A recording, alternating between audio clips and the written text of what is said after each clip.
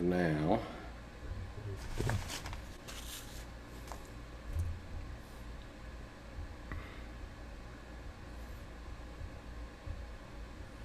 Okay. No veils or anything. It'll probably take it a while. Yep. Okay, something's happening.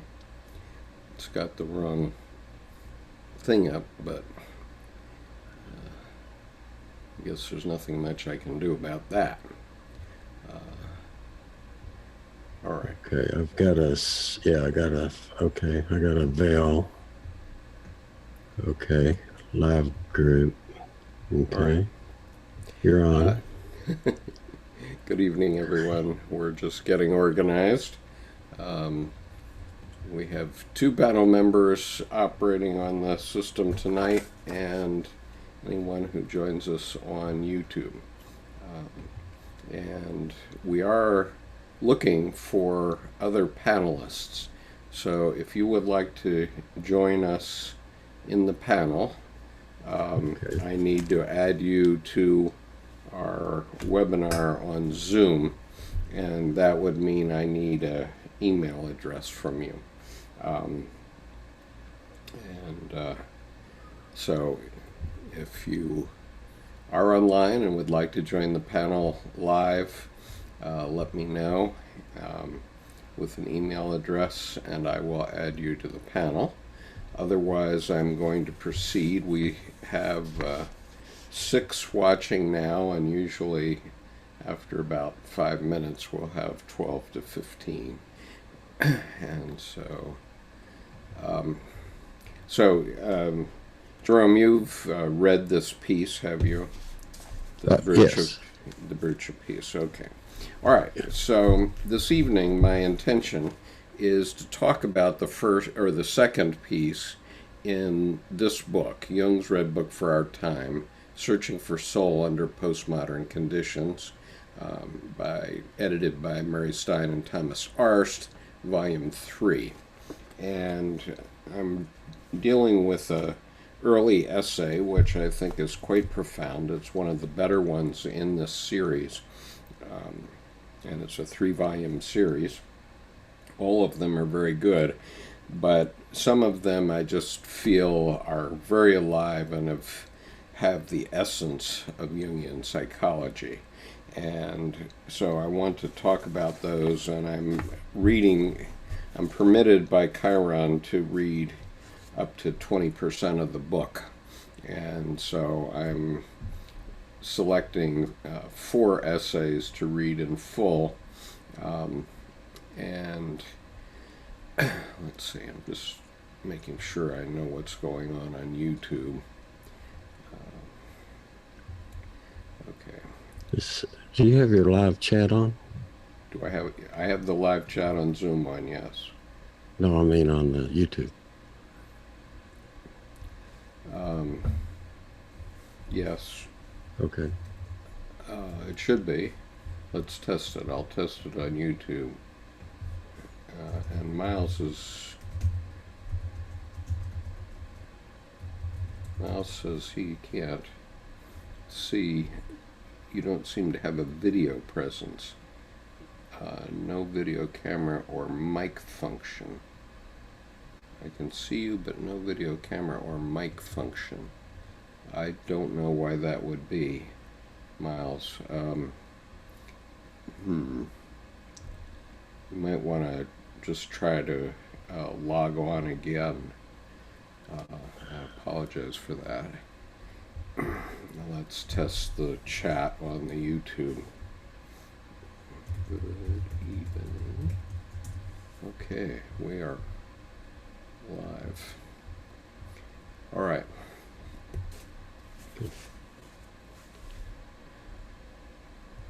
So, hello Frank. It's working. You can hear and see me. Great.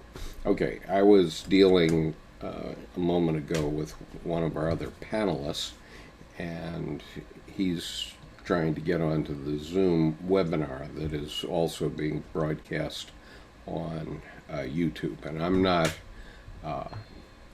there he is. He made it now. Yeah. He had a little bit of difficulty getting through tonight. He's on. Good. But let's see. All right. So we're working well on the chat for YouTube, and we have two participants in addition to me in the panel.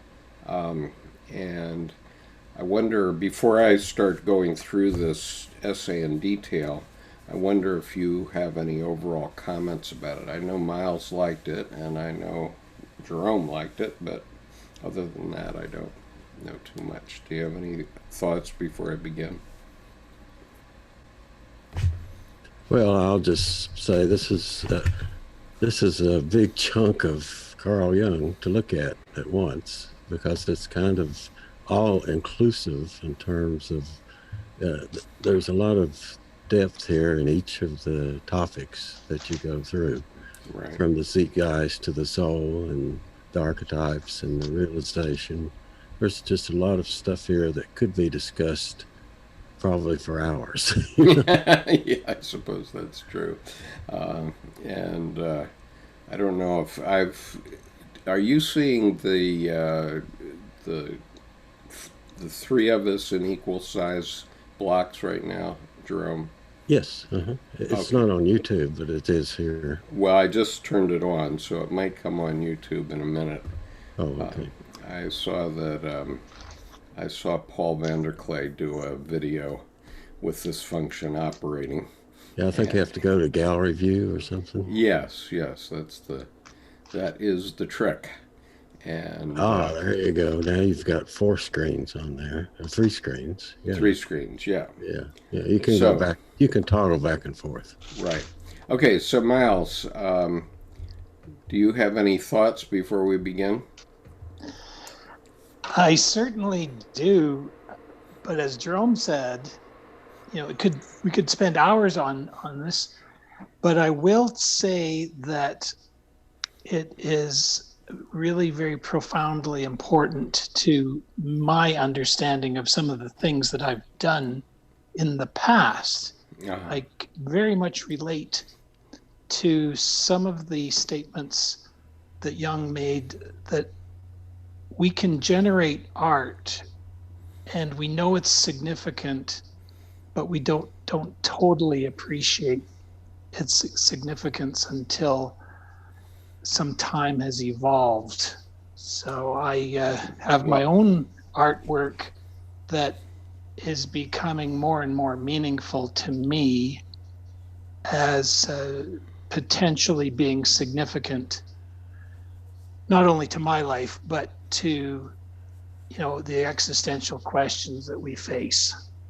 Well, and I agree with that entirely. And I think that for the last probably 100 years, but at least the last 50, we've undervalued artworks per se. For example, Winston Churchill, in the midst of World War II, was asked why he was spending money on the British Museum. And he says, well, if we don't save the British Museum, then what are we fighting for? Right? The point being, okay, if you want the trains to run on time and you just want everybody to go to work and hammer it out and slog through their lives, then you might as well bring in the Third Reich, because that's what they were doing.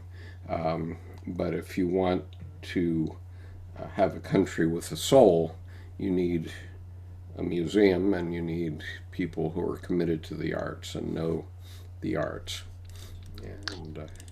And I would add, I'm not a professional artist. I've never, other than back in my elementary school days, that was the end of my involvement with art. Mm-hmm. Until recently. Something inside my soul one day had me produce a bunch of doodles that are really little icons. And as you read in that essay, the symbol and its meaning from the unconscious is what's most important, not whether I'm any sort of an artist of any repute that anybody would necessarily buy anything that I produced. No, it's only for you, basically. I mean, and all artists need to be that way first, I think. um, I'll say one more thing because you want to get started, but also the points in the essay where the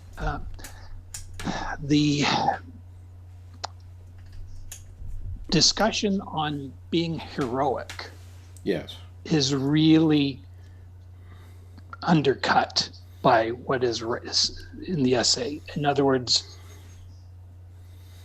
the hero that Jordan Peterson calls people to be, I understand where he's coming from, but this essay sort of expresses that trying to be the hero and, not only keeping your room tidy every day, but going out there as some sort of potentially superhuman. Because Jordan Peterson has said, well, what if it's all about you pushing yourself to be the best that you can be, and then not even settling for that, but pushing yourself even further, like some I can't remember his first name, but Mr. Bolt, the lightning fast runner. Usain Bolt.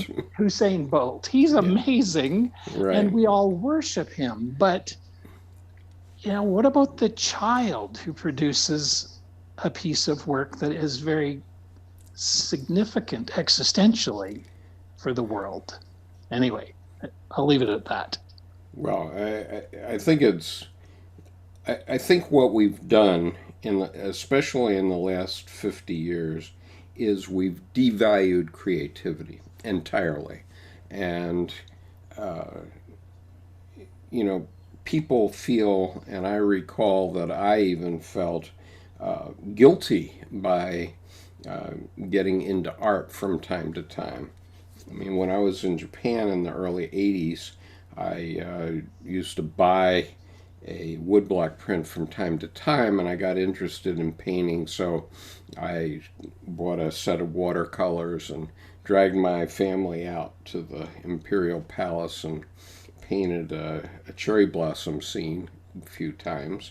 And, I liked doing that, but I couldn't justify it. I couldn't figure out why am I doing this? In other words, I said, these paintings are no good. Why do I want to do this? I guess I won't.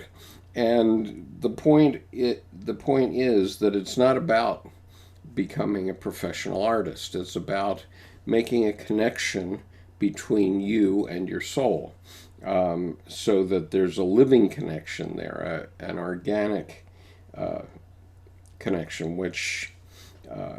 So I'll begin with Bruch's comments. He says, the point about the Red Book, and we're talking about a book that contains, this is Jung's Red Book for our soul,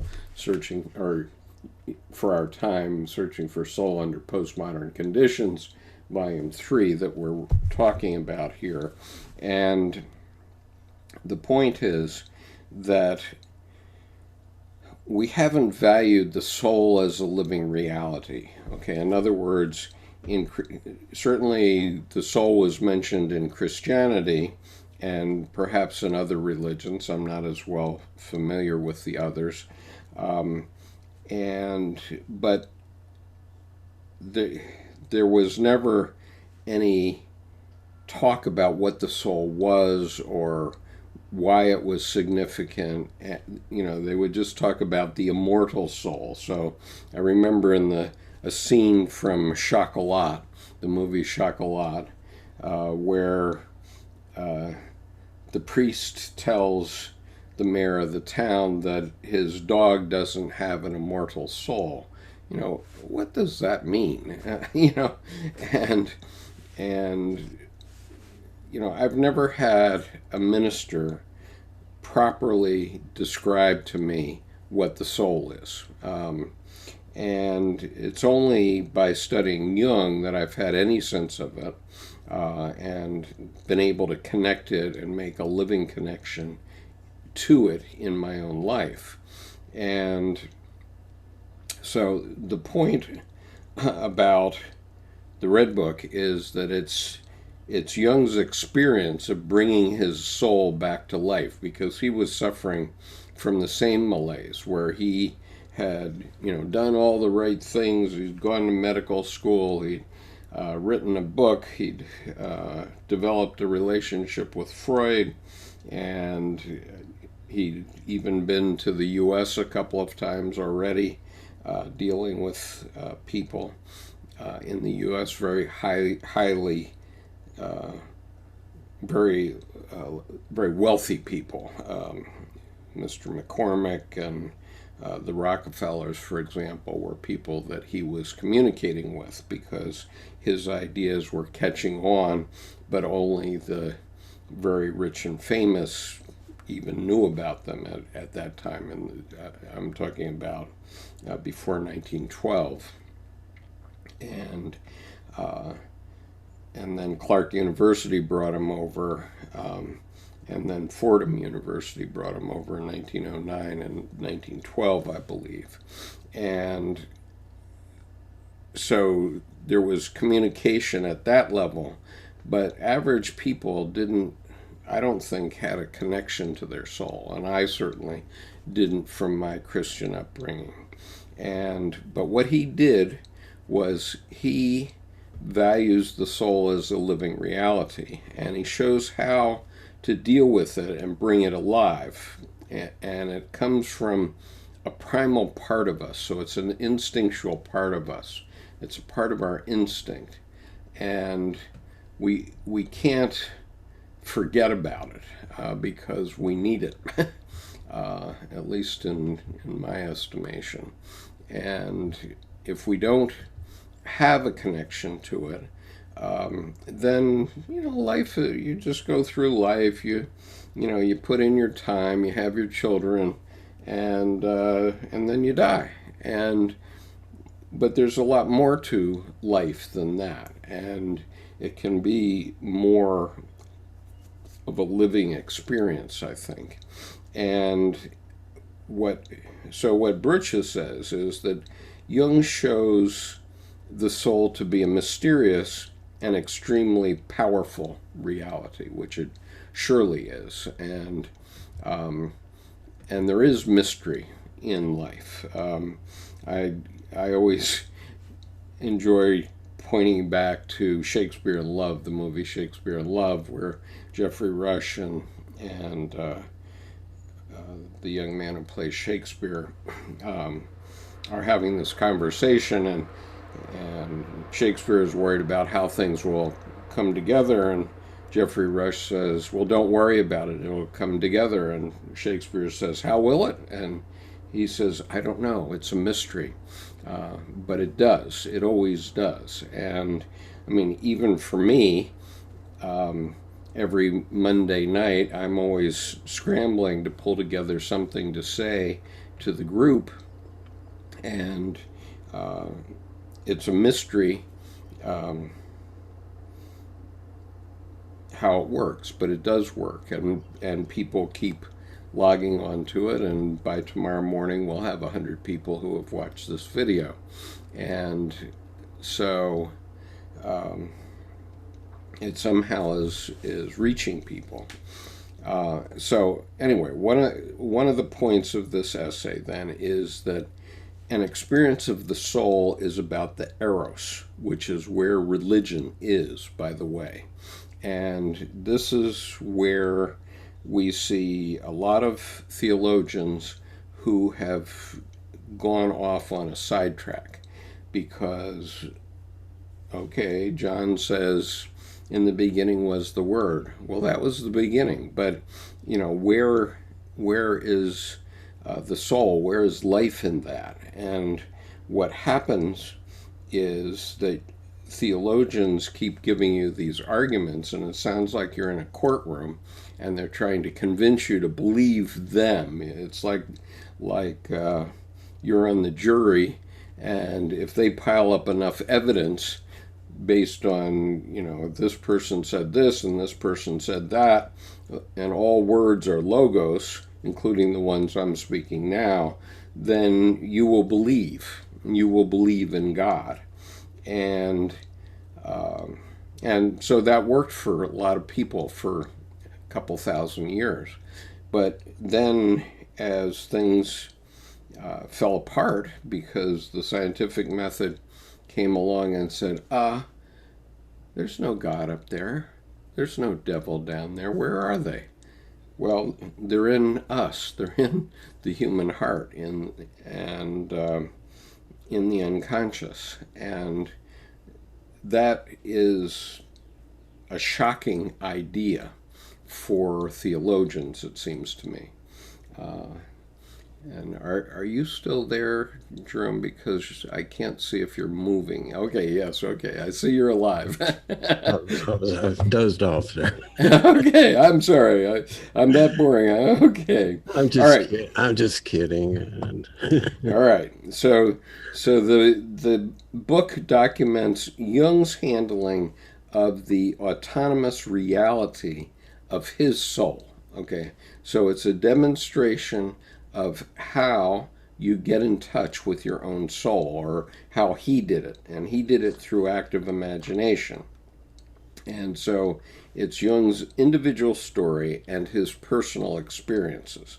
Now, I've done it a bit differently, and I've talked about that at length, but the point is that somehow we need to connect with our greater personality, with ourself, and in that connection we learn what we really are intended to be, because otherwise we're just fighting against our own better angels, let's say, because go ahead. And then we know, you say how to do that. We recognize Jung did it. We've read all sorts of stories about different people that have done it. Yeah. The evidence is there that you can do it. Right. People have done it. But the idea here is, once we know this, we need to, in my view, you need a practical application of some sort to say, how can we do this? Whatever method that might work for you. So Jerome, how have you done it? I did it. I started out with what's called back with the transpersonal psychologists. Mm-hmm. And so if you're familiar with the transpersonal psychologists and people like Stanislav and different people like that, you go through a process where you actually strip down to your from all your blocks and barriers and so forth. So it's a process of stripping down. It's a method and a process that has been used, and they use Gestalt therapy techniques and so forth. And so there is a methodology involved in doing that. Yeah, I just don't think it has to be that difficult. And by the way, Miles, I've muted your mic because I can hear you're working in the background. So, well, I hear what you're saying. I mean, look, you do need a support system of some sort with it, is what I think. Not much. I mean, let me give you an example, and this is what I've been saying. You have to get in touch with your unconscious, right? All you have to do is go to a store that supplies almost anything. So an art store, a tool department in Sears, a kitchen supply store, a nursery, a pet store, and whatever it is that floats your boat. Okay, whatever interests you, go to that store, walk through it and see what touches you, what draws you to it. And this happens to me all the time. If I go into any of those stores, I'll see things, wow, I'd like to try that. And not everything is meant for you, right? But I went through 10 years of painting, and I've gone to electronic stores and bought various kinds of electronic gear, so that now I can exercise my creativity through this YouTube channel, and that I've been doing. And but I've been in the tool department in Sears, and looked at ride-on mowers, and enjoyed driving my tractor around the lawn in the old days before I got 2 joint replacements. and even a kitchen supply store. I mean, I make my wife an omelet every morning as a creative activity.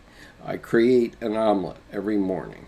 And so, I've been to the kitchen supply store and been drawn to omelet pans that, are appropriate for making the size of omelet that the 2 of us need.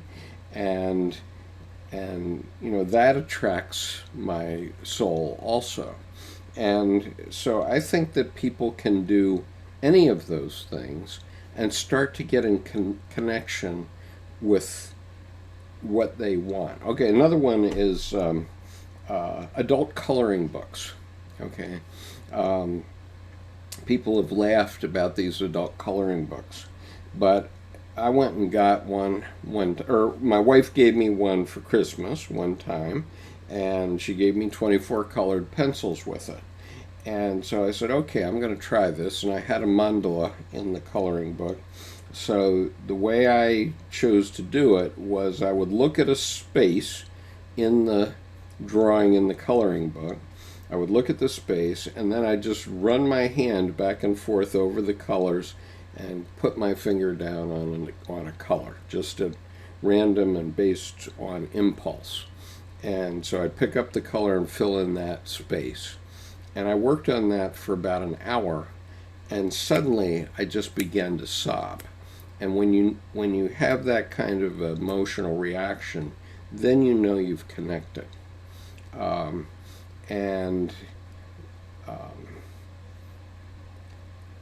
And that can happen doing anything. Okay, it can happen, as I said, how you cut your lawn can be a creative act if you're a man, or how you make a table, or how you how you teach your kids to play Little League. Any of those things can be a creative function, but you can feel it making you feel alive. And that's it has to be a somatic feeling, and if you look at all those things, you have to feel it, and then you can feel that aliveness once you get in touch with that. Right. So, but the way to get started is just by doing something as simple as what I've said. Well, you get away from what you're normally doing, which is focused usually, and you go unfocused. Right. I taught creativity training to corporate leaders and creative leadership for a long time. And what we do, the first thing to do is brainstorm. We have to move them from the focused to the unfocused. And we do that through, it could be playing music, meditation, a little exercise, imagine yourself. You use your imagination to start with. Mm-hmm. And you move them from one domain, which is we call it the sympathetic nervous system domain, back to the parasympathetic domain, which is where your dreams are from.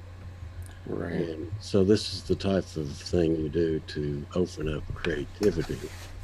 And there's several levels of creativity. There's one that's focused on the objective type of creativity, and also the other end is the subjective creativity. Right.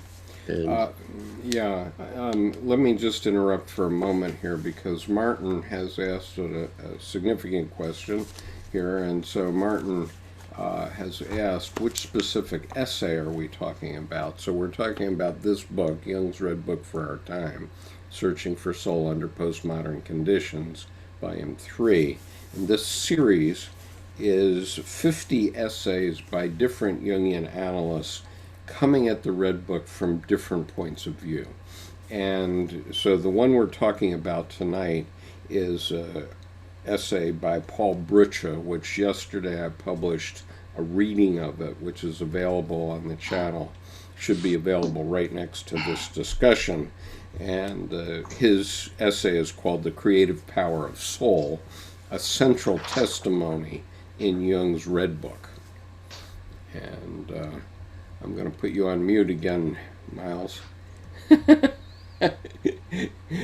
can unmute yourself if you're not making a lot of noise in the background, or if you have something to say also. Okay. So anyway, going back, Jerome, I interrupted and we digressed. so let me get back on here. I was Yeah. looking for a thing. Anyway, I was talking about the way we teach creativity to business leaders, just normal people, and you have to get to that unfocused state. And I also took keto with George Leonard. I don't know if you've heard of him. He was an Aikido master. No. And we had exercises where you'd go along and you'd get a group of people, and in this group of people, you would say, okay, let's walk around, be thinking of something and be focused on something. And they'd stop, they would bump into each other. And then he would go and say, okay, let's relax, open up, and what we would call soft eyes, which is your peripheral vision. Right. And we'd walk around and nobody would, you would get into the rhythm and flow and nobody would bump into each other. And it was an amazing demonstration of what's called the tightness of focus versus the openness. So, right. On the other hand, the opposite end of that, I saw an amazing demonstration once in a classroom in Washington, D.C. It had typical student chairs, but it was in an auditorium setting, and the speaker had us all take a quarter and start banging it on the table. And within 30 seconds, it sounds like marching troops. Yeah. Everybody is marching, is in tempo. And it's actually a frightening demonstration on the other hand. and so we need to have ways of breaking out of that. Okay, so anyway, the Red Book, as Brücher is saying, is empirical representation of the soul's creativity. And I would observe that this is why we need creativity in our curriculum, to include all kinds of things: art, poetry, basket weaving. It can be home ec if you're teaching women to cook or whatever, or shop, shop for the boys. In the old days, that's what it was. Back when I was doing it 60 years ago, I don't know what it is today, but the problem. Skip? Yes, go ahead. I'd just like to jump in and not only have the art throughout the primary school and secondary school system, but also, as you've said, the teaching of psychology to go along with it. Truly. In Jung's version of psychology. Because, to be honest, and I perhaps have said this before, but until encountering you, if you asked me what psychology is and who is it for, I would just have answered, well, it's for people who have mental health issues, who need some therapy. not appreciating that its psychology is, first of all, the study of the soul. I didn't even know that the word connects or is derived from soul. And nor did I appreciate that it's of value for everyone. Surely. And the other point I'd just like to make, Laura London, with her most excellent Speaking of Jung podcast, she very much expresses her thoughts that, you know, people should engage a Jungian analyst, which is, and she's been in analysis, or was once, for a period of 17 years. And I believe, I could be wrong, but I thought I heard her say at one point that there's only 650 people in the world who have a Jungian diploma. So it's physically impossible for every one of us to see a Jungian analyst. Yeah, that is impossible, and it's also impossible financially, because if you're going to see a Jungian analyst and do things in detail, like I have up here Dr. Kalsched's book, Trauma and the Soul, and he's devoted one chapter to a man named Mike, who he had in analysis for like 5 years, and he has, I think he has many patients who have been with him longer than that. I didn't know that Laura did a 17-year analysis, but I don't doubt it. And but the point is that you have to be pretty well healed to do that. You have to be able to spend $150 a week for a 1 hour session a week, or sometimes they want to give you more than one session a week. And I've never been able to really afford that. I mean, I did pay $500 once to spend 3 hours with a Jungian-ish psychotherapist who I wanted to discuss something that I was doing in my lawsuit, and I wanted to just have her watch my behavior to warn me if I was getting off the rails at any point. And but I found that I knew more than she did, and in some ways, I mean, she's an expert on a different kind of psychology than I am, but she, as of about 2 weeks ago, and the first time I realized this was 4 years ago, she hasn't read the Red Book yet. Okay, and I just say, how can you say that you're a Jungian analyst or you're even Jungian involved if you haven't read the Red Book? And when I hear Jordan Peterson talking, emphasizing, hammering the logos, he hasn't understood Jung at all, really. I mean, he's basically a Jung name dropper, and I can prove it to you. He's gotten some things out of Jung. He's cherry-picked, but the very beginning of the Red Book, Jung says it's not about the logos, and he said he had to give up the logos. And so let me see if I can find the beginning of the book, and let's see where it is. Okay, so I'm in Liber Primus in the Red Book itself, and Jung begins with a few quotes from Isaiah, but then he begins what he wrote in earnest. And so I'll just read the first 2 paragraphs of the Red Book, the very first 2 paragraphs. If I speak in the spirit of this time, I must say no one and nothing can justify what I must proclaim to you. Justification is superfluous to me, since I have no choice, but I must.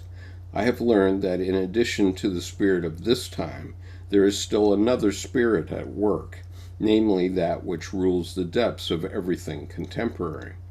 The spirit of this time would like to hear of use and value. I also thought this way, and my humanity still thinks this way. But that other spirit forces me, nevertheless, to speak beyond justification, use, and meaning.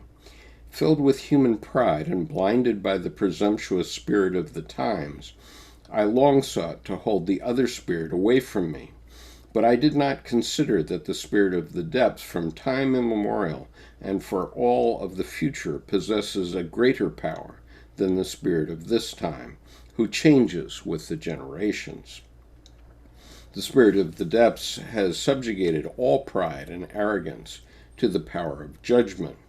He took away my belief in science. He robbed me of the joy of explaining and ordering things, and he let devotion to the ideals of this time die out in me.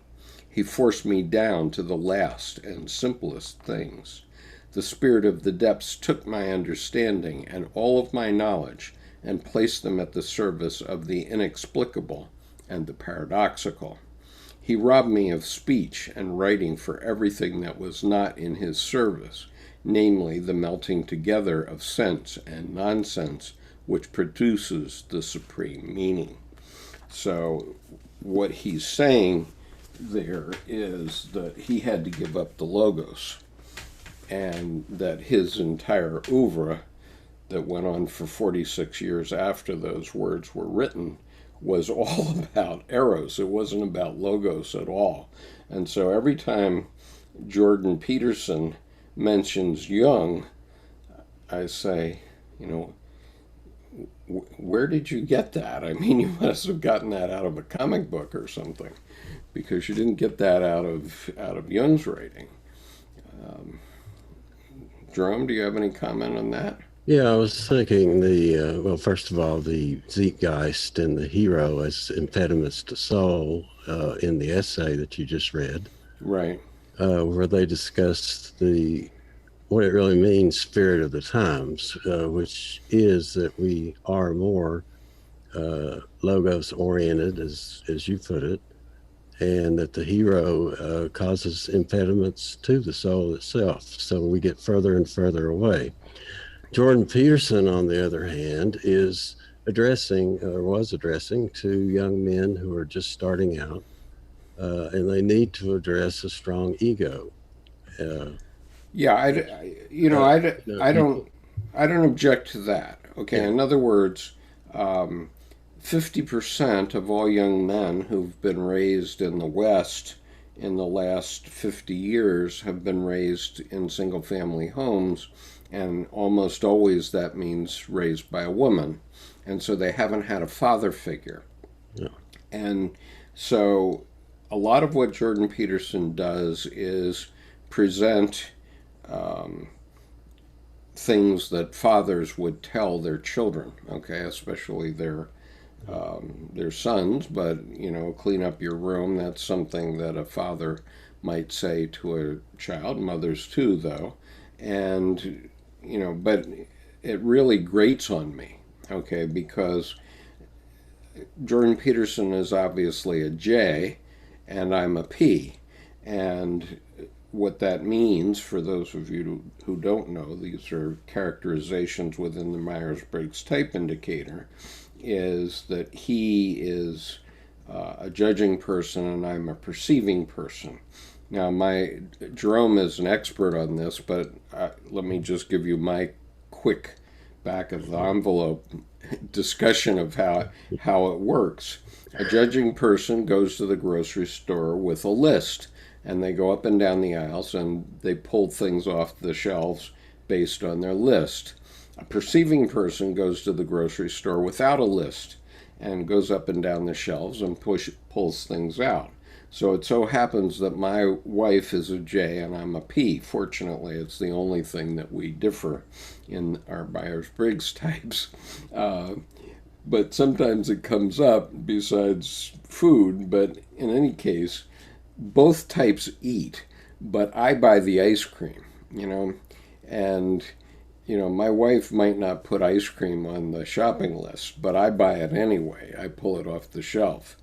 And so Jordan Peterson is definitely very J oriented. And so you know, when he tells me clean up your room, I say, I never trust anybody with a clean desk.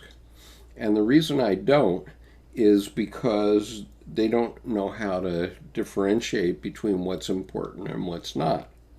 Okay, every time I've ever met anybody in business who had a perfectly clean desk, it was a disaster every single time. So your comment, Jerome. Now you're on mute, right? Okay, go ahead. Well, I happen to be a J. Okay, so I'm gonna, but I see behind you. You don't have a perfectly clean desk. Oh, you should see the other part. It's not clean, I assure you. It's actually more of you place a value. J's place values on certain things, and P's place their values on certain things. It's all a matter of value system. It's what makes you happy, Surely. what makes me happy. So we have to come and figure out how to negotiate these things, So that's kind of the way it goes.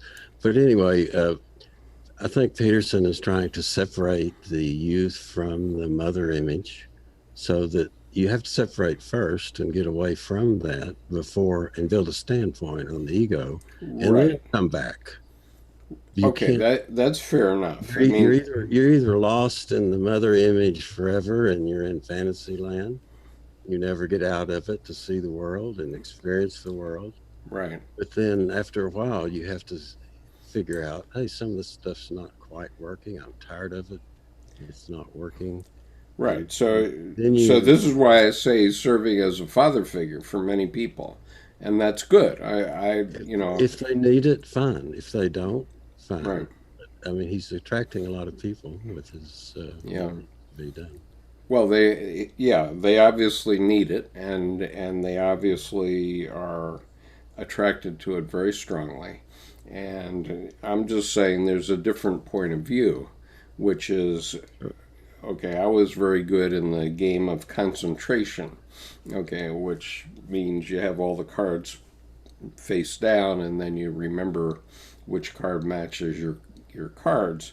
So I can have a heap of stuff on my desk, as I do, but I know where things are most of the time. I mean, once in a while I get embarrassed, like the other night I couldn't find my copy of Ion, but most of the time I know where everything is, and I know how to get the things that I need. So let me just look at these other comments. Hi, Penelope. Nice to see you. Carlos says, Jordan Peterson seems to adhere to cognitive development rather than exploring metaphysics, which some people may be put off by. And Penelope says, brilliant, I will watch the replay tomorrow. Okay. Penelope's in London, so it's late for her. Carlos, yeah, I mean, Jordan Peterson has to walk a fine line. I acknowledge this, that he is a professor of psychology at the University of Toronto, and he's tasked with teaching, among other things, the basic psychology course that many people will take even if they're not going to become psychologists. And so I have no criticism of that. It's when he can't get across the boundary into the mystery of life that it bothers me. Okay, because I think that we have leaders around the world who think they can teach people 8th grade English and how to balance a checkbook and then use them as automatons, and everything will be hunky-dory. And we can't live that way. It won't work for human beings. It might work for artificial intelligence someday, not now, not yet. But I don't think it works for human beings, and we need to be able to draw on our soul and know what moves us as a human being as opposed to AI. Let's see, Ron Fan made a comment. Okay, I'm sorry, Ron Fan, your comment got moderated by YouTube, but I have approved it. So Ronkan says, Carlos, true, that's why he uses Big Five, which is more behavioral and never touches MBTI. Okay, fair enough. Do you know anything about the Big Five, Jerome? Yeah, quite a bit. We give, when we assess people in terms of coming to leadership courses, we give them a whole series and battery of tests, which includes the Big Five, the MBTI, and so forth. The Big Five is, frankly, I think I don't like it. Okay. At all. It has some negatives in it because it does describe people that, would be stressful. It kind of discriminates between extroversion and introversion people. And so it's kind of skewed in a different direction. And I think its purpose is more of a psychological thing. They say it's a personality thing, but I've yet to figure out, the personality types, where Myers-Briggs is a lot more succinct in terms of coming up with better relationship and a better understanding to people. And I've used that in Myers-Briggs groups where we talk about our different strengths and weaknesses and our different ways of talking with each other. And for team development work, it really works well. As far as the Big Five, as I said, I don't think much of it. Yeah. Well, I mean, and I do understand some aspects of Big Five. I've never taken it and been officially ruled, but I think I'm high on openness, which might be definitely, yeah. Right. Okay. And Jordan Peterson says that somebody high on openness won't like practicing law, and he definitely nailed that one. Okay, I detested practicing law, but I had to find that out the hard way, and I didn't have the benefit of any psychology courses in my college, and my law school didn't have any psychology courses either, which was pretty stupid, I guess. Brian says, thanks for the discussions. I'm learning a lot, and as a young man, getting these insights is priming me to start on a good foot. Well, thank you, Brian. I hope it is. Okay, so I want to continue on with this.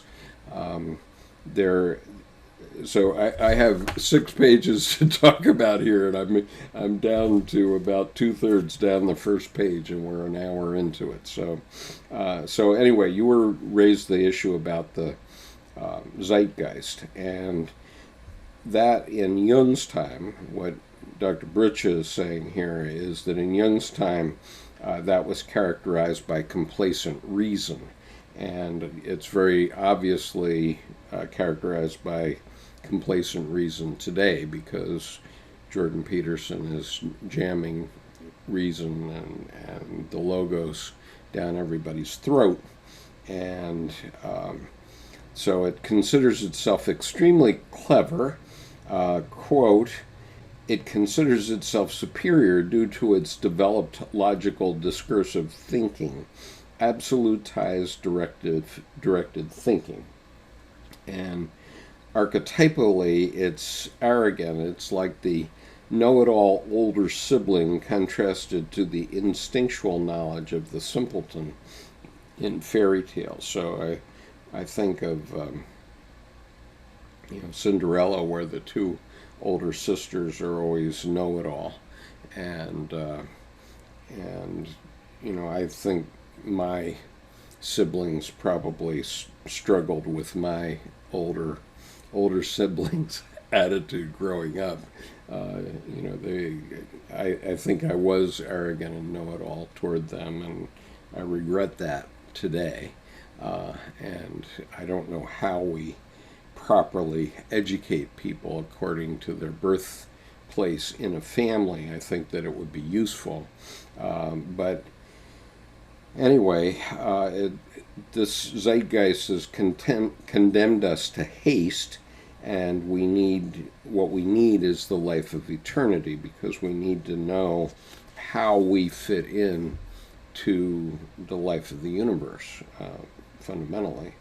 And so then the spirit of the depths, that was the spirit of this time, which is called the Zeitgeist. But the spirit of the depths is the soul, or the anima. So in the Red Book, Dr. Jung refers to it as the spirit of the depths. And it's the anima for a man. It might be the animus for a woman. And it needs to be a willingness to entrust oneself to the inner process, giving the leadership, trust oneself to the leadership of the unconscious. And so I think that what's being said there is that we were all meant to be something and to develop into something. It's not like you can predict it in advance, but you fairly quickly find out what you're not intended to be. So, you know, I was brought up in the military. My father was a naval officer, and so I was sort of the family business. I was always aimed toward the military.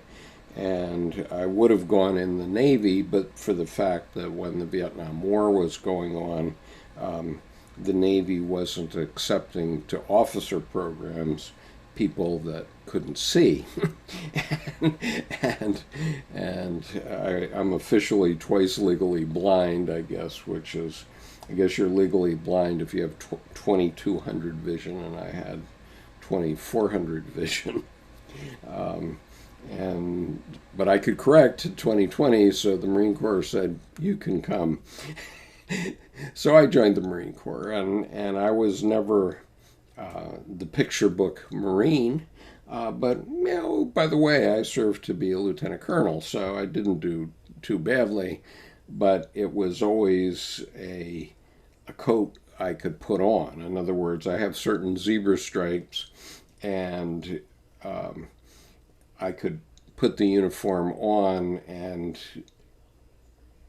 behave like a characteristic Marine Corps officer. I could assume the persona, but that didn't mean it was my ideal way of being in the world.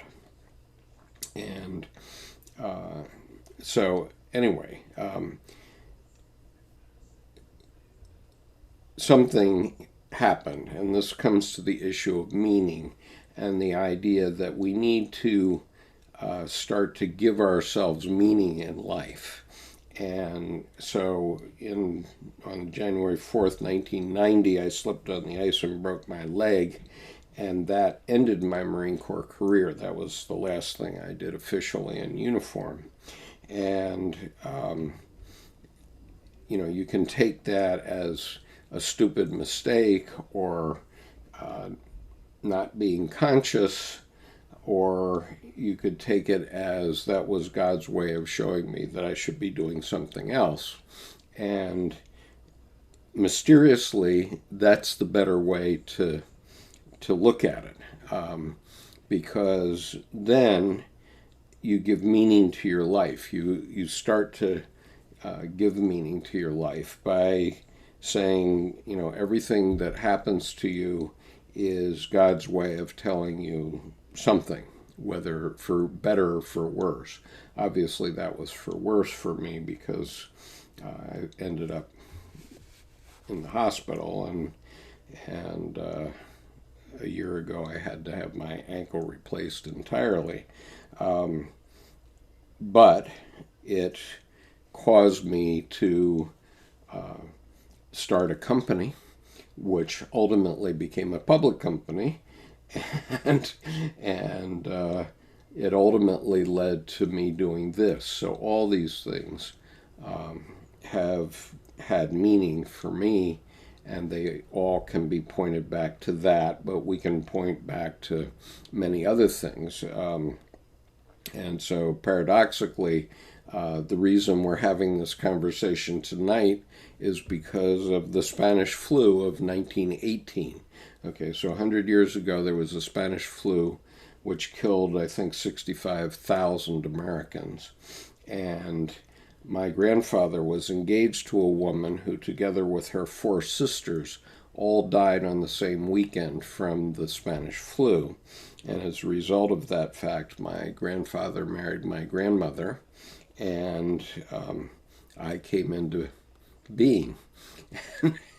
And if it weren't for the Spanish flu, I wouldn't be here. So we can, if we think of it as a divine act, then it gives your life more meaning. And so, I can point to my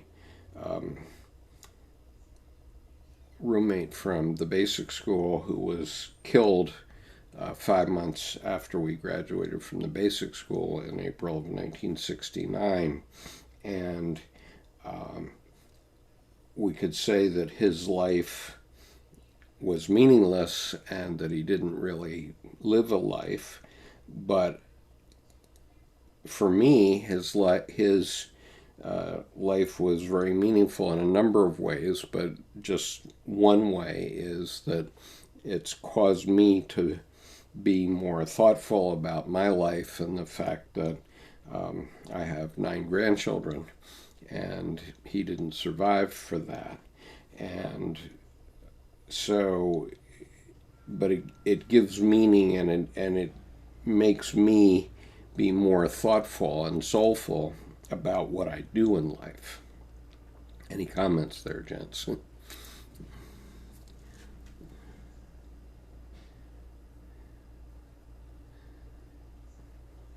Yeah, I would say that one of the things that Jung, well, you communicating Jung, made me aware of is that these events that happen, these encounters that we've had with people in the past, are complexities that there's an energy around that relationship that you had for that brief period of time with your friend in the Marines. And I look back now and it makes me understand, why is it that I had a particular encounter with, a childhood encounter with an acquaintance, a friend at that time, or just even another kid at the playground, that still, for some reason, reverberates in my memory as being significant. And so it's a complexity. And now I'm making sense of it. I'm having to deal with it. So in brief, for example, when I was 16 years old, I had the privilege of going with my grade 11 high school class to Moscow and Leningrad. Leningrad, now referred to as St. Petersburg. Wow. And in Moscow, and I couldn't show you on Google Maps where I was, but I can describe in vivid detail this encounter at a boys and girls club where we were hosted for a little reception and welcoming. And in brief, this girl came up to me, a Russian girl, with this wonderful postcard. And what struck me was on one side had a moose, And I thought, oh, isn't that interesting? They have moose in Russia as well, or the Soviet Union at that time. And then on the other side were these beautiful words, peace and friendship, wishing for peace and friendship. And then the next words out of her mouth are, why does your country want to destroy my country? Like, why does Canada want to destroy Russia? And it's like, wow, all of a sudden the magic of the moment, of a 16-year-old boy being approached by a similarly aged young lady, it was, I'm a product of a family of boys. So it was a numinous moment. It was a numinous moment. But then when she says that, it's like, you might as well have just said, why are you out to kill me or something, similar. And anyway, I just she must have thought you were an American. Well, that I immediately thought too, because Canada, we are part of NATO, but we don't actually possess any nuclear weapons. But by the same token, just because we don't have nuclear weapons doesn't mean we're not complicit in the whole issue. So, but anyway, to cut to the chase, I pretty much thought of her as being somewhat, very deluded. And in fact, the psychic energy of that postcard was such that I eventually, I remember telling my mother, I said, this is what happened, and this postcard really bothers me. I'm going to throw it out. And my mother said, are you sure you want to do that? And I said, yes. And I threw it out. And that's where I fell for the devil's trick that you pointed out. And to this day, I wish I had that postcard, and I wish I had the maturity, the higher stages of consciousness to say to her, well, that's very interesting. Nevertheless, let's be friends and let's spend time with that issue, that question, or that position that you have. And, to this day, I think I'm still working on that. Because you are, and a couple things I would say. One is you still have that postcard. You just don't have it physically, right? It's actually still nearby. It's in the city of Calgary dump, as I say. With the chicken bones and the other plastic waste that we're leaving as a legacy. But yeah, and it's still in me in a psychic sense. I get that. But anyhow, That's my, just an example of a complexity. And not only that, it's immortal. Right. Because it's on this video now. Exactly. And, in fact, I have shared it openly in public forums just fairly recently.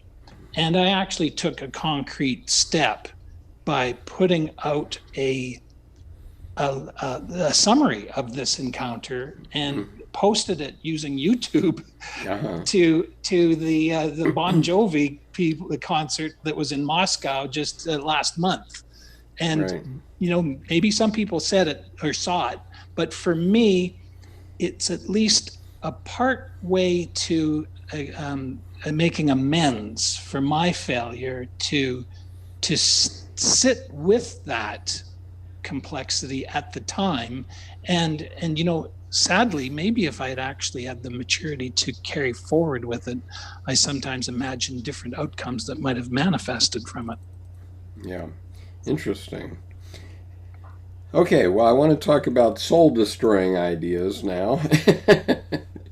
This will be fun.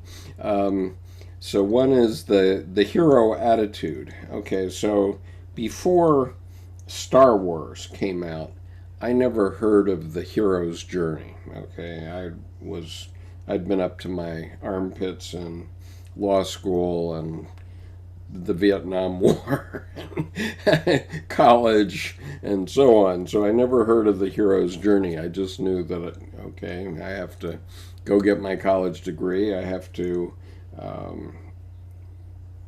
become a Marine Corps officer and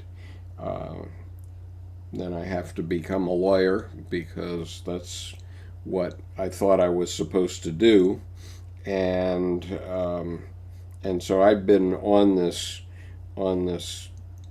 treadmill, this Zeitgeist type treadmill, right up till the time of Star Wars. So Star Wars comes out, and we start hearing about the hero's journey.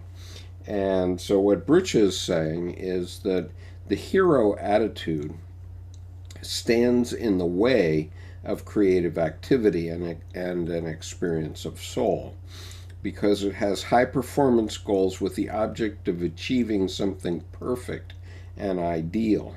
It's non-authentic imitation, and he calls it apishness for man as long as he is like a monkey. So it's monkey see, monkey do kind of thing. And so there's no creativity in that.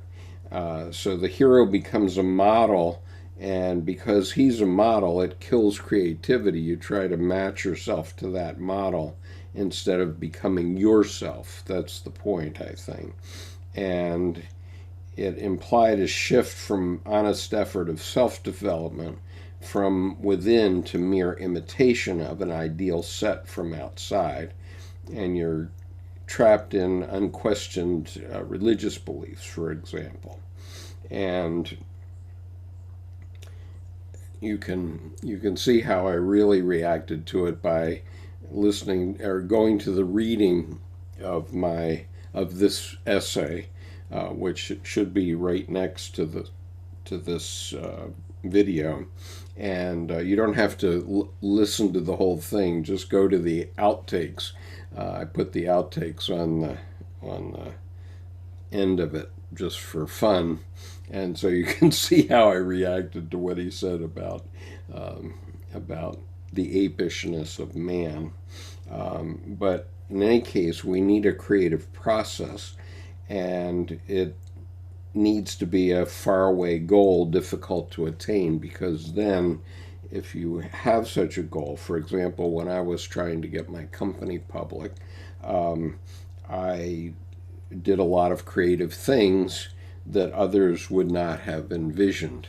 And, at one point,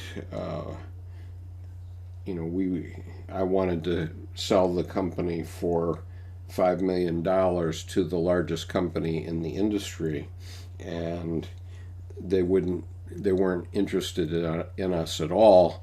So then I suggested, well, let's go buy them out.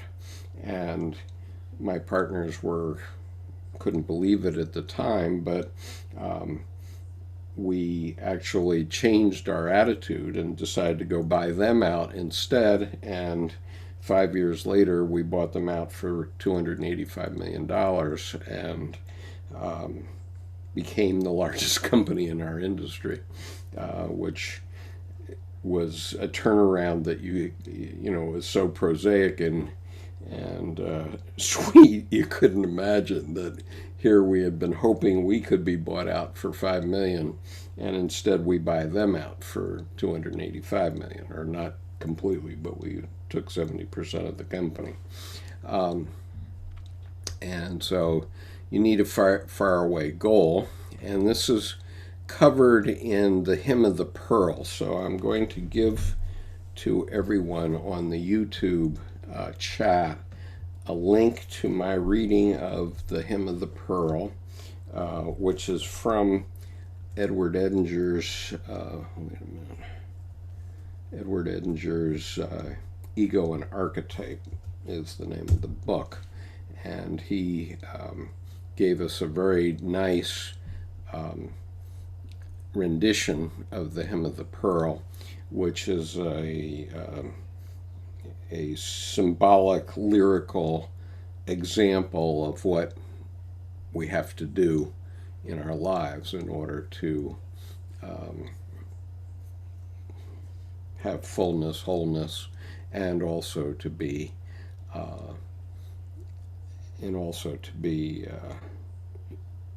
creative, I guess is the word.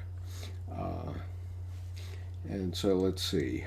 Carlos says, most of the things he said is paraphrased from Nietzsche, talking about Peterson, and it's good stuff he gathers together, really. And I do agree with that. I have said many times that I agree probably 99.5% of the time with the things that Jordan Peterson says. And in terms of him serving as a surrogate father, I think it's very useful for young men, especially young men who've been brought up in single parent homes.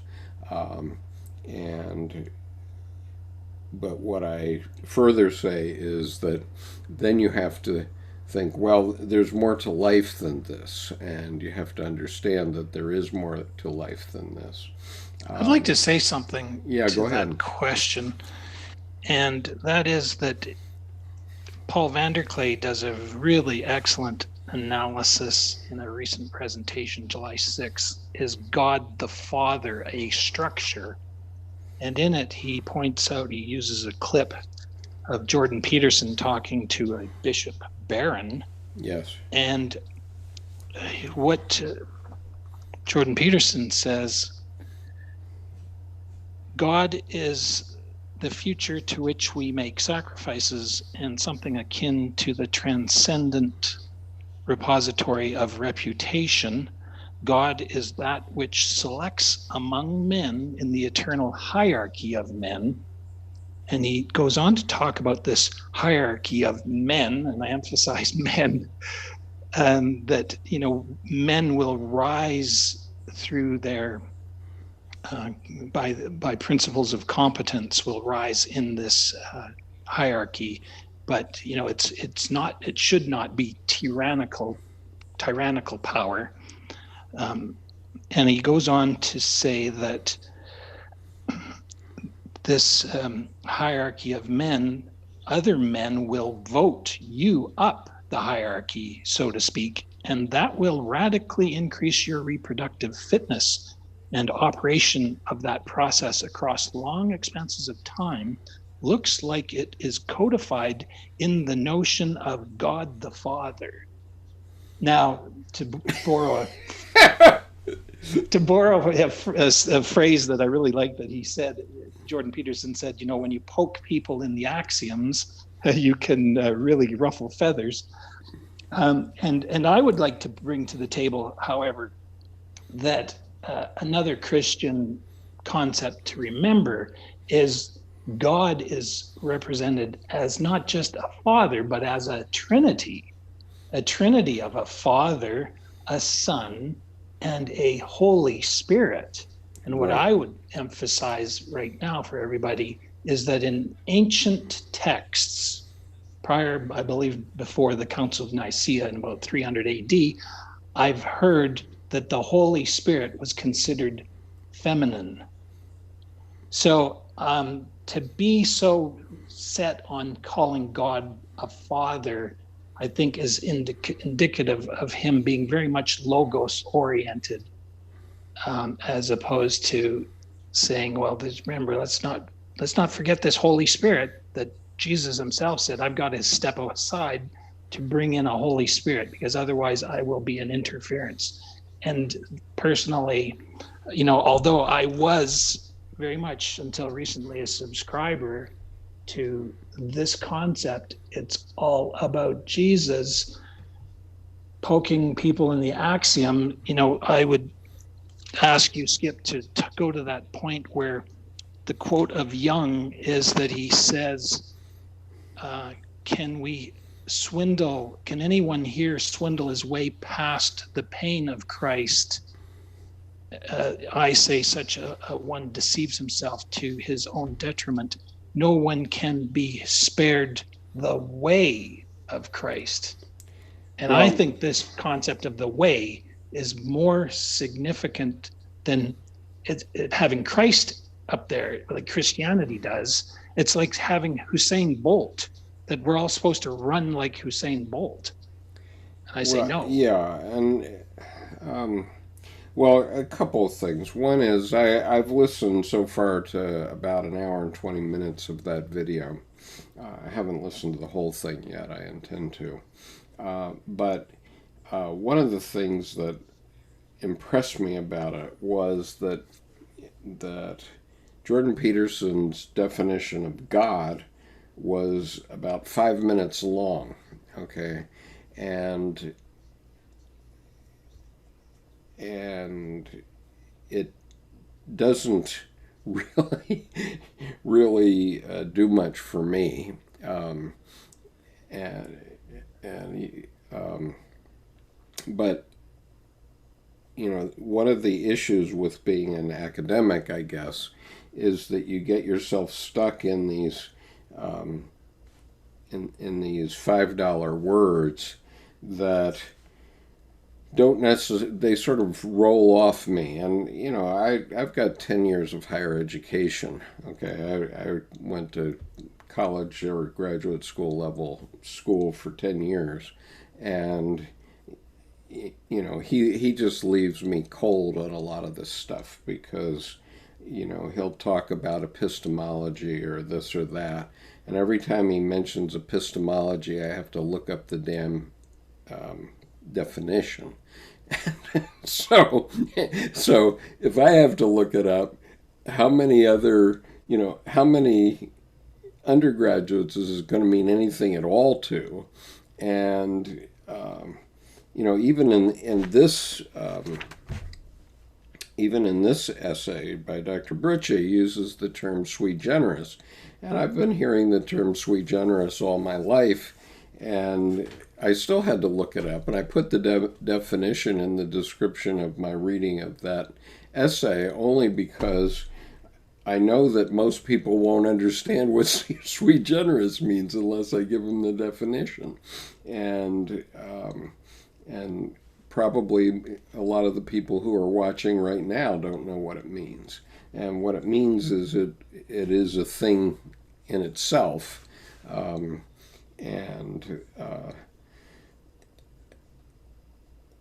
And so, fine, that's what it means. But when you use $5 words to convey an idea, I don't necessarily think that's going to be a lasting contribution to the intellectual development of the human species.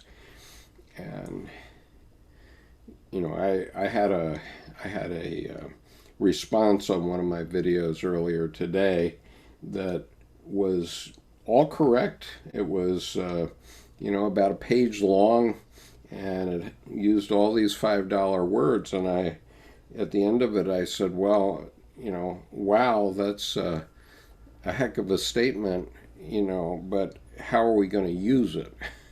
Okay, it's like when Jordan Peterson comes out with these 5-minute long dissertations on what is God, who's going to use that, and how do you use it? That's the question. And in the end, Dr. Jung simply said God is the unconscious. I mean, that was his simplest answer. And if I look around myself, and based on my lifetime, I say, that really makes a lot of sense, because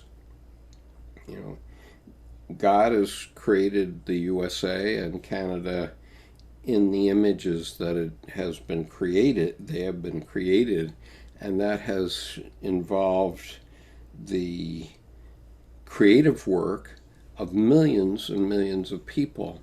But we've all put our shoulder to the grindstone to make it happen. And the results have been pretty positive as compared to other countries in the world. And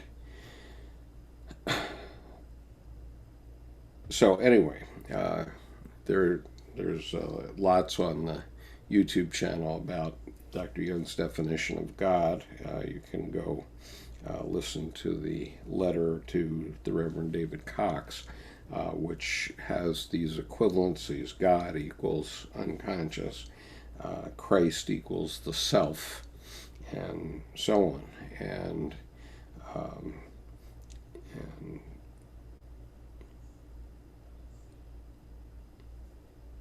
so anyway, so the other thing that is is a problem for the soul is in its antagonism. In other words, we get our psychic energy from the opposites, and so the opposites, they live as inner opposites a lot of the time, because we have things that are conscious that we're thinking, but the antagonism of the soul says, no, I want it this way. And so there's what happens is we have a division and a distinction made, okay? And so you have a situation like how young men should treat young women, as an example. And some young men go one way and some young men go a different way. And it's a distinction. There's a distinction of how that should be. And ultimately there becomes a new symbol about what the proper treatment by, let's say, an 18-year-old young man of a 18-year-old young woman should be. And but that's represented symbolically because we think in images. That's a fundamental Jungian idea. And Ron Fine, you say by far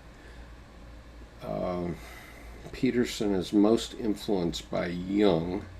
A ridiculous proportion of what he says has clearly been taken from Jung's writings.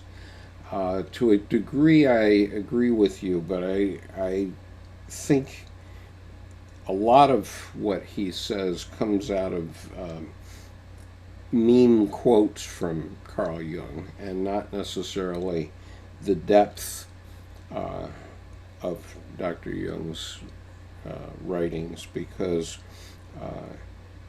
Dr. Jung was talking about balance, and that means balance between the opposites. And Dr. Peterson wants to try to convince everybody that it's possible to live a logos life entirely, and that's not true.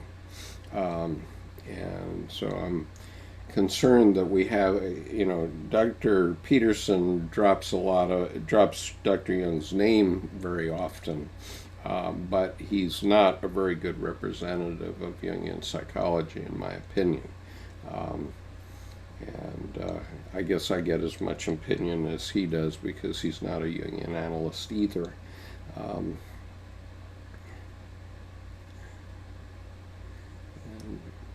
Penelope says, I've read chapter 1 and very deep and meaningful to me, Trauma and the Soul.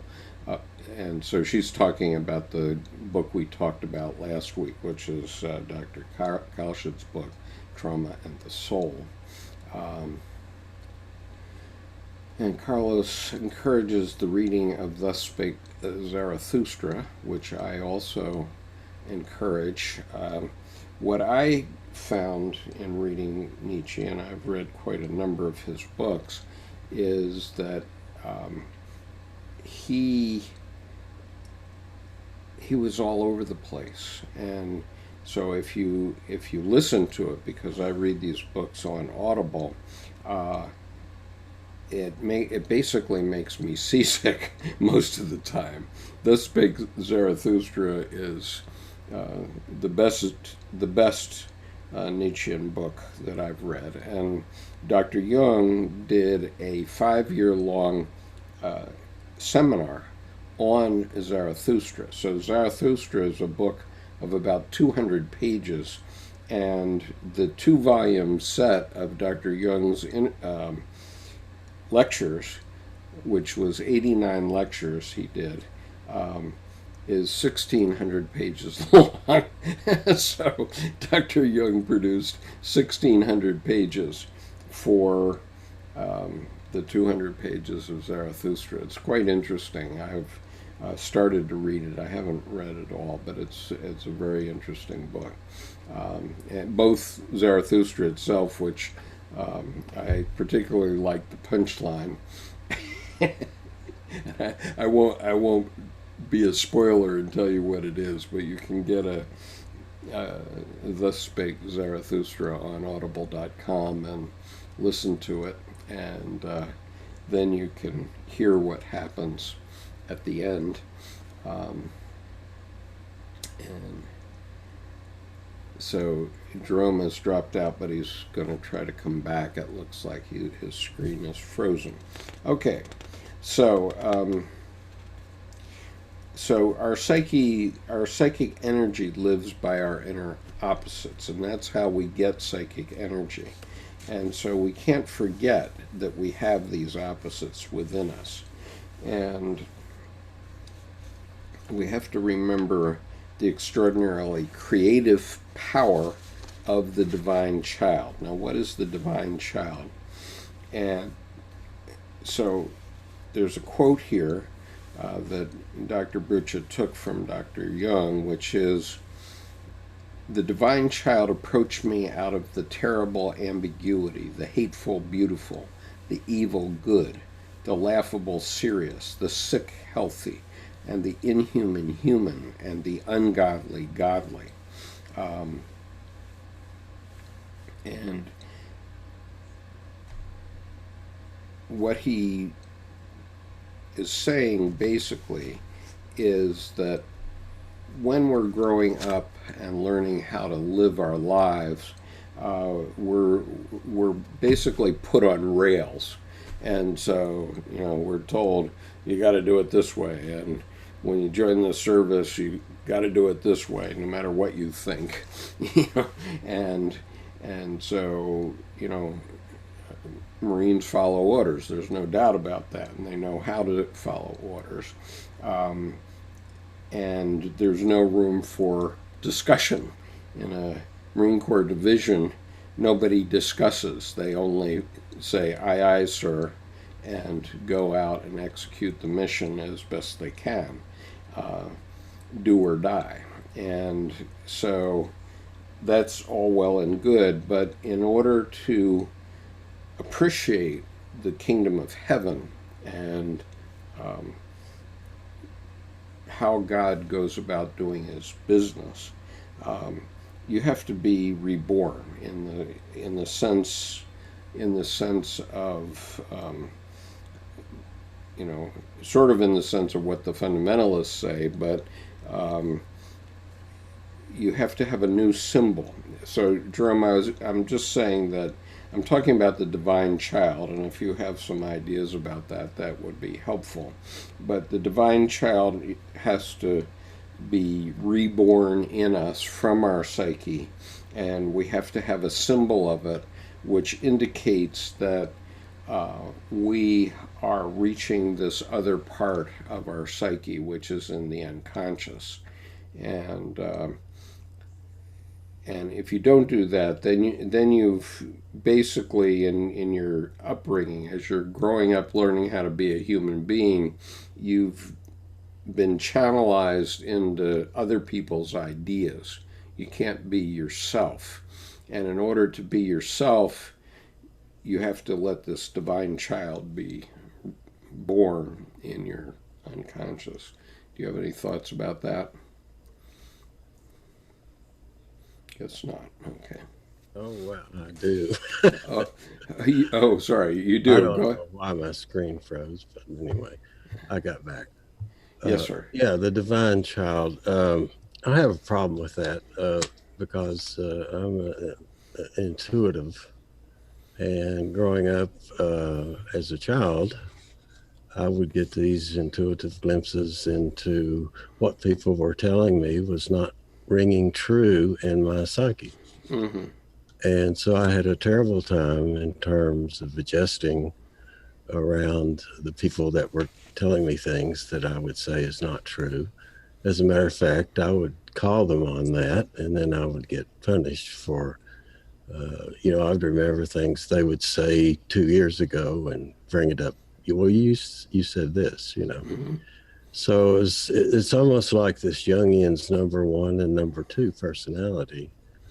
Uh, and then I think about age 15, all of a sudden woke up and here was the world. And so I dropped that part of the child. And then I developed normally and went to a successful career and Mm-hmm. became a systems electronical engineer and had a nice career. And then I got into what we called the self-awareness leadership training. And then all of a sudden that caused me to take another look back. And I was kind of like you were. I was just kind of arrogant, and I could sweep people off their feet and in a technical argument or something like that. So I did Mm-hmm. have a technical background. Right.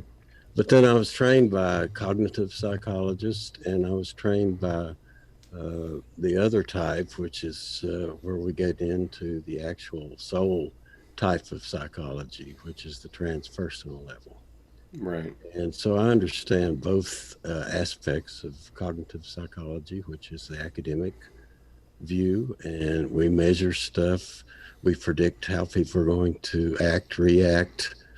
We have all these formulas and studies and so forth. And then on the other hand, I also know about the soulful getting into that domain or realm. So you actually become born again and you become a new child. Right. That's the one we're talking about. And so everything becomes more alive. And it's like every day is just kind of a new adventure, so to speak. Yeah. I'll skip ahead a little bit to what Dr. Brucha was saying on page 44, where he says, quote, the analysan's life is released from its meaningless factuality and transformed into a suggestive story. So there's a meaningful gestalt which has a healing effect. And so the point is that we have factuality stuffed on us when we're growing up, as you did up until age 15. What you're saying, and I have similar experiences. I mean, I remember that when I was 6 years old, I could tell when people were lying because I would see a light in their face. I could literally, I was seeing a light when they were lying, and I knew that. And I remember a specific case where a child had stolen a piece of candy from me, and I wasn't very happy about it, and he lied about it, and I specifically remember this kid that was frequently lying, and I could tell. I just knew, and so I've lost that particular function now. I don't see lights when people lie to me, but we have factuality stuffed into us through our education, our learning to become human beings, basically, which is what's happening maybe at least through college, and Dr. Jung would say up until age 35 or so. But we're learning how to, what are the ropes of being a human being, and so we get a lot of stuff crammed down our throat, and that's soul crushing. This is basically what he's talking about. That there's, you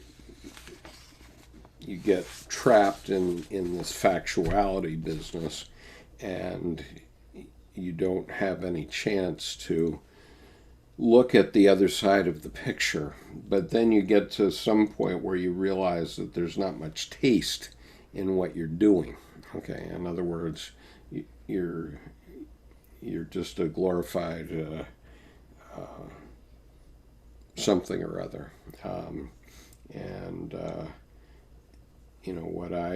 what I found was I had been in the textile industry where we used looms, and I realized when I was practicing law that basically I was just a glorified loom operator, and even I see that in doctors today. Okay, in other words, doctors are so specialized that they do only one thing. So, for example, the doctor that replaced my ankle, he mostly does ankles.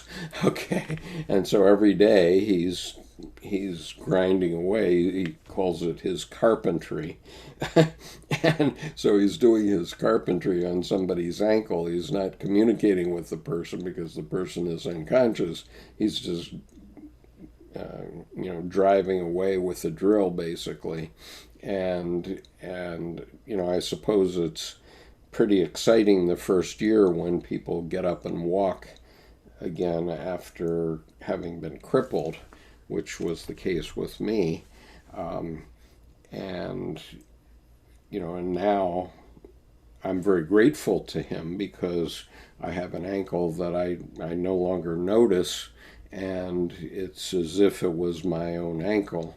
And so that's a miracle of medicine. But for him, he's basically a glorified loom operator who's doing the same thing day after day, whether it's loading thread in a loom or drilling out a tibia fibia to put in a new ankle. It's all very repetitious. And so then how do you have a life? Where's the life in that? That's the question. And it seems to me that's part of the question that we're talking about is to have a life of more fullness. And I agree. And just to relate another story, I talked to my dental surgeon. He's very well known, and I asked him one day, he looked like he wasn't feeling too good. So, you know me, I said, okay, how's it going? What's going on?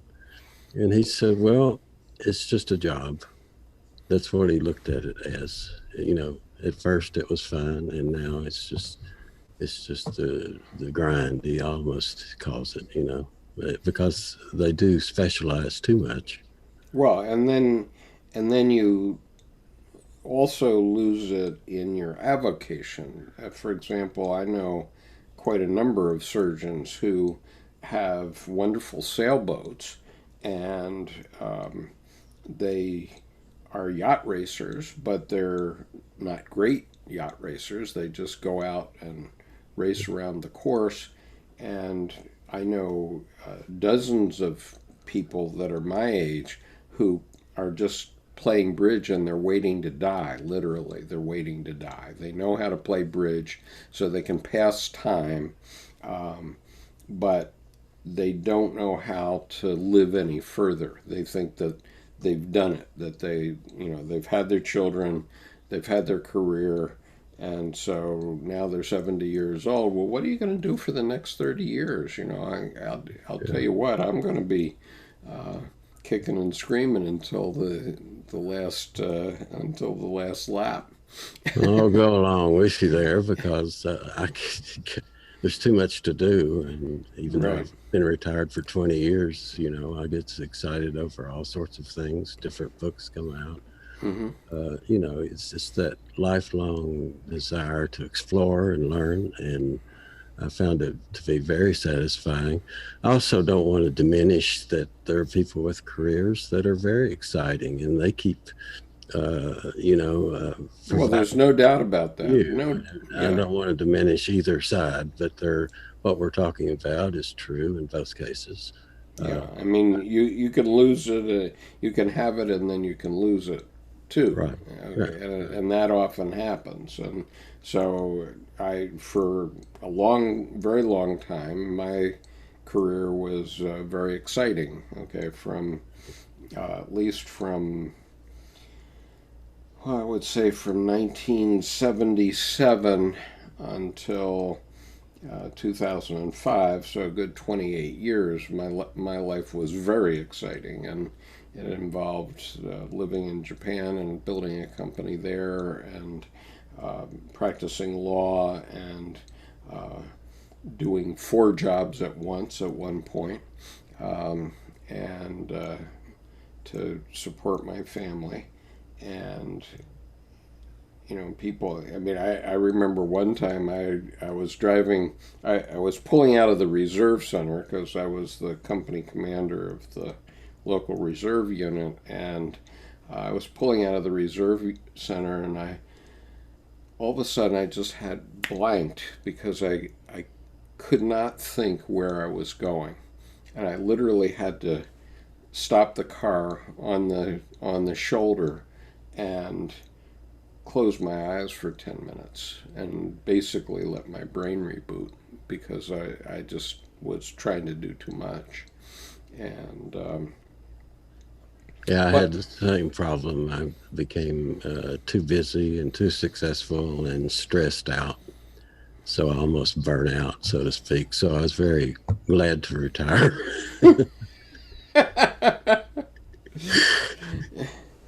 yeah, but what I'm having fun with this is that I can be influencing people long after I'm gone physically. Yeah, good, good. Right. I mean, the YouTube channel keeps getting more and more subscribers, and I don't know if that would continue if I stopped posting videos, but as of now, I'll just give you a sense of it.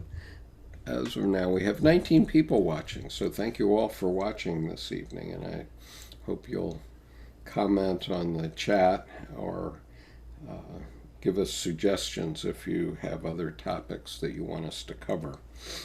So I want to go on, but I think we're getting a bit late here. So I'm going to stop at page 40 of this and maybe go on with it next week. The topic that is in the next topic is the soul as an autonomous reality, and I think that that's a very important topic, and one that we need to explore a bit more, because people think that their ego is the boss, and obviously Dr. Jung, throughout his writing, gave that up. He gave it up when he wrote the first 2 paragraphs in the Red Book, which I read this evening. And so if it's an autonomous reality, then how do you get inputs from it so that you can act on them? That's the question. And I know in my case, I often get inputs to what I'm presenting on these sessions, and also what I'm reading into the channel and so on, from my unconscious. And my psyche tells me this is important now, get this done now, and so I do it. Okay, whenever I get that message, I know it's important, and at least it's important to me and to my soul. And obviously something that I've said over the last 3 years, we're now in year 4 of this channel, has gotten people's attention. Okay, I'm not expecting ever to be a superhero like Jordan Peterson, or Paul Vanderklay for that matter, but I think that we have something to say, and there is something that needs to get addressed, that maybe we're the compensation for these other positions. Because just to give you an example, there's a quote here right at the end of this article that is worth reading. Okay, so this is Calvinist ideas, so I'll close with this and we can think about it, and I'll raise it again next week. But Dr. Brucha is saying that even atheists have an idea about something most important, supreme, about what is important in life, or what is ultimately effective as an agent behind everything. And then skipping down, he says, there are Calvinistic ideas that have in the past founded a power attitude, a dominant behavior toward oneself, toward other people, and toward nature. These are attitudes that have led to repression, one-sidedness in values and actions, and one-sided success thinking. This image of God, which has ultimately promoted the linear, exclusive, upward-striving tendencies of belief in progress, idealism, and ambitious competitiveness, is a profoundly uncreative image of God.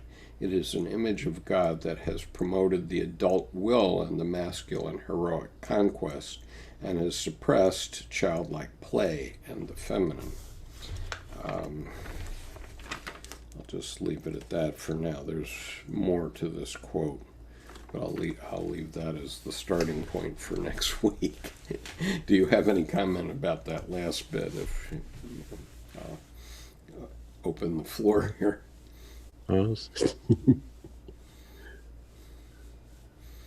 Wow, Penelope's still with us. Yeah. I would say that the stages of consciousness that I've experienced and everyone I've crossed paths with over my lifetime, when I think about it, I have experienced love at each of these stages.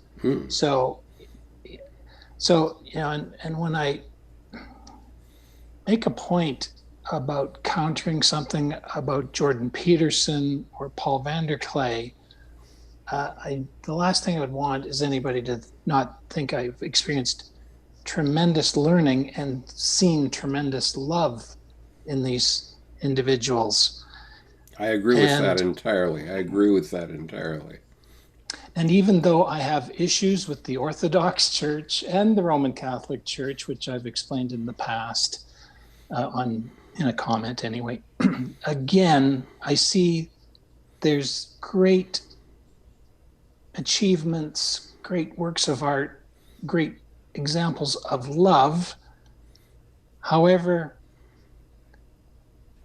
I'm always questioning these axioms, and I do so I do it humbly, and it's just because, when you were talking, both of you have mentioned about how you had your careers, but there's something at the back of your mind thinking, what am I doing here? Like, what is important here? And I one of the things I thank Paul Vanderklay for is bringing Owen Barfield into my radar. And Owen Barfield made the statement that poets will save the earth.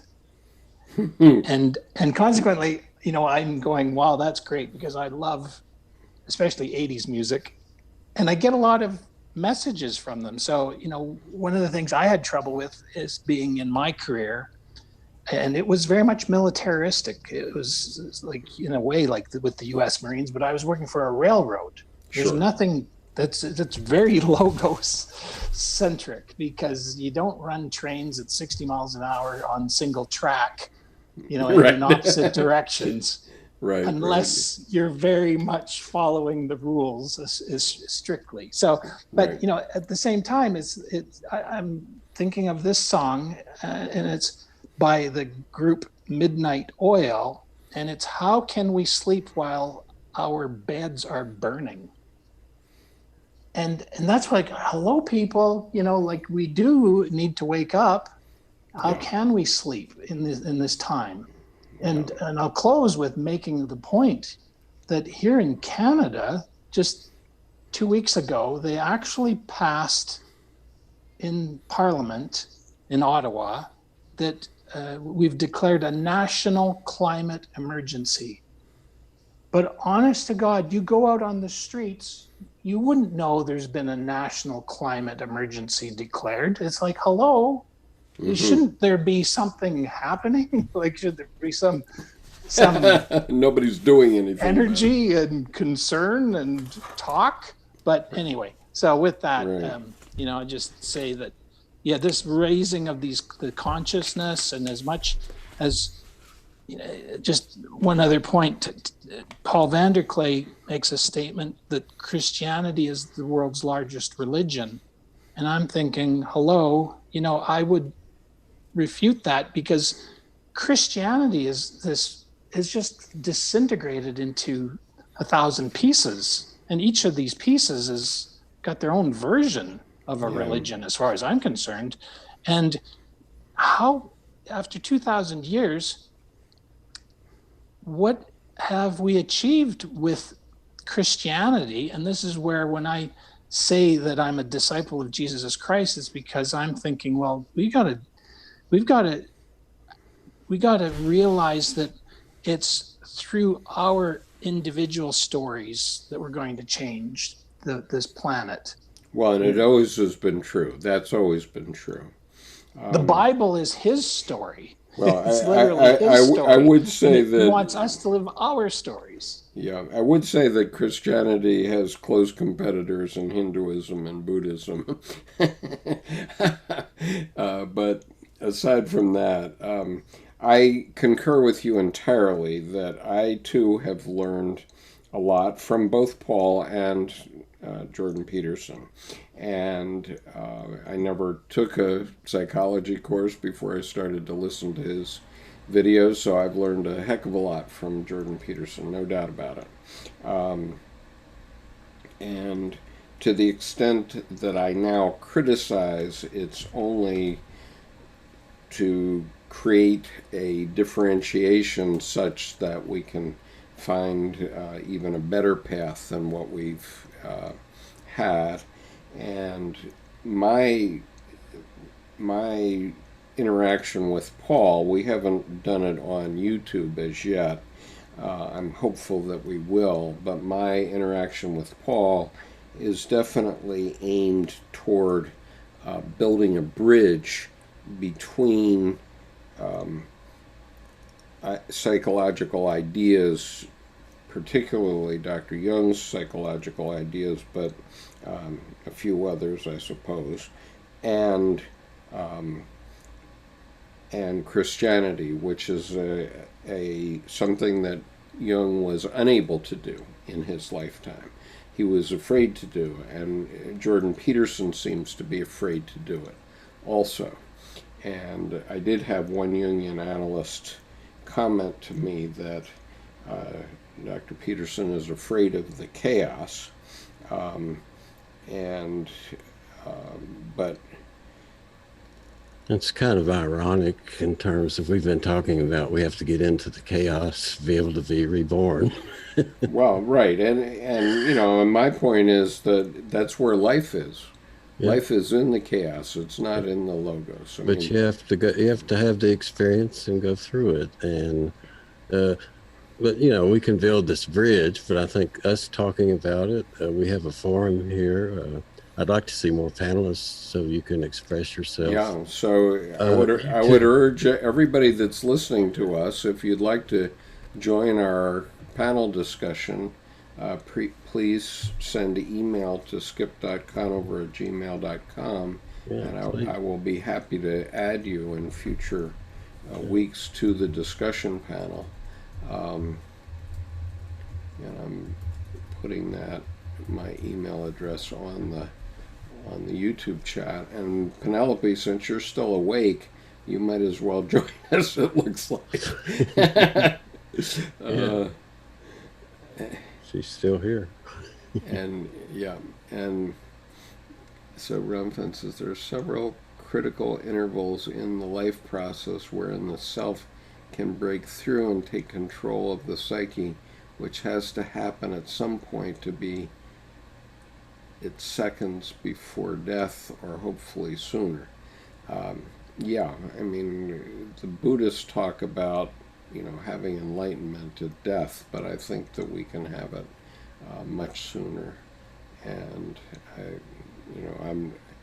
I'm not sure that the Dalai Lama would say that I'm enlightened. Probably not. But one thing he did say is that the world will be saved by the Western woman. By the way, just so We're all works in progress, is the way I yeah, look at it. Okay. right, right. And I'm sure Penelope has some valuable insights here. Uh, and by the way, for anybody who doesn't know, if you look up Penelope Ryder on YouTube, you will find that she has an excellent uh, website about PTSD um, from a a real survivor point of view, and she knows a lot more about it than I do, but she's helped me and I've helped her in terms of interpreting PTSD, and she has particularly liked this book, um, Trauma in the Soul by Dr. Donald Kalsched, and I would urge you, let's see if I don't have the link right here. Do you have the link handy that you sent me last week, Jerome?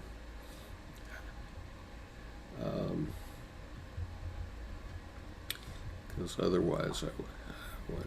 Skip, I will just say, have a very fine evening, and I very much enjoyed this. But she who must be obeyed has called. So Okay, you must go.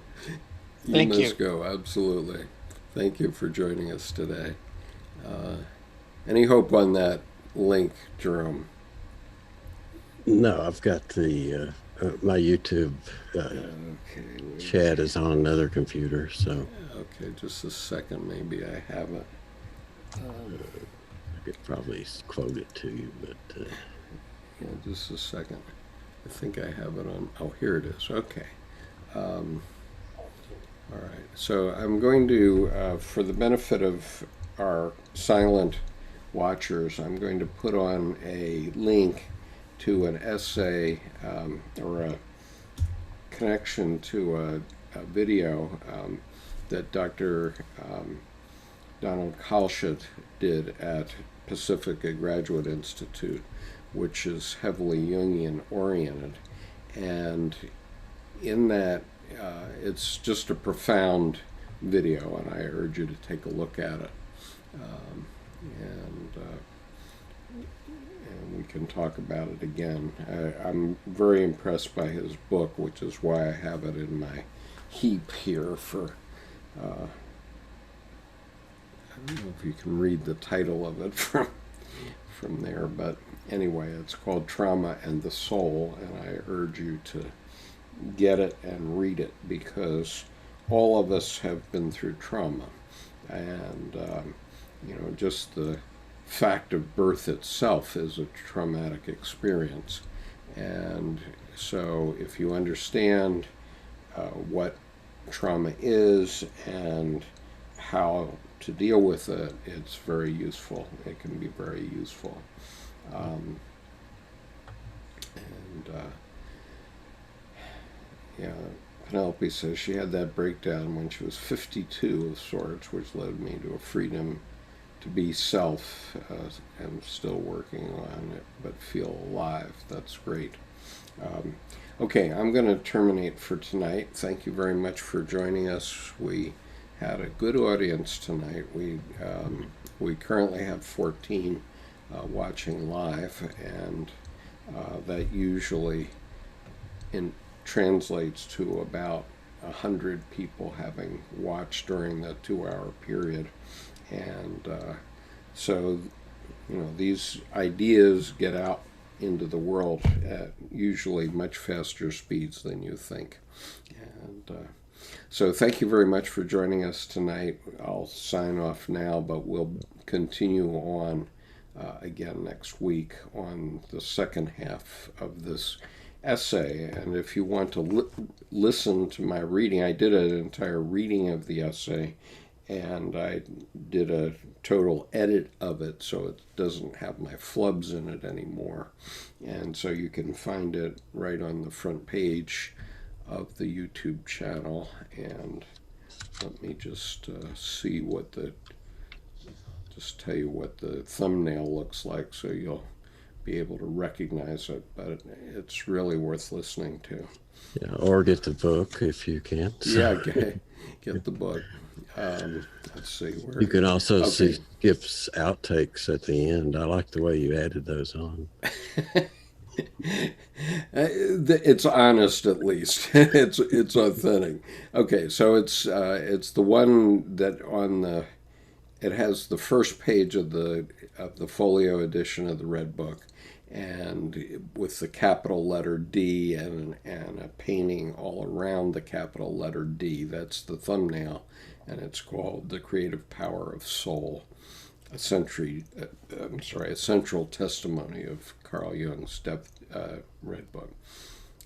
So anyway, I urge you to take a look at that, and we will see you again next week, I hope. Let's see if I can figure out how to get out of this since I'm operating two systems at once. Okay, so thank you very much. I'm going to terminate the meeting now. Thanks a lot, Jerome, for being here. Thank you, Miles, although you've gone, but maybe you'll hear this again. Take care now.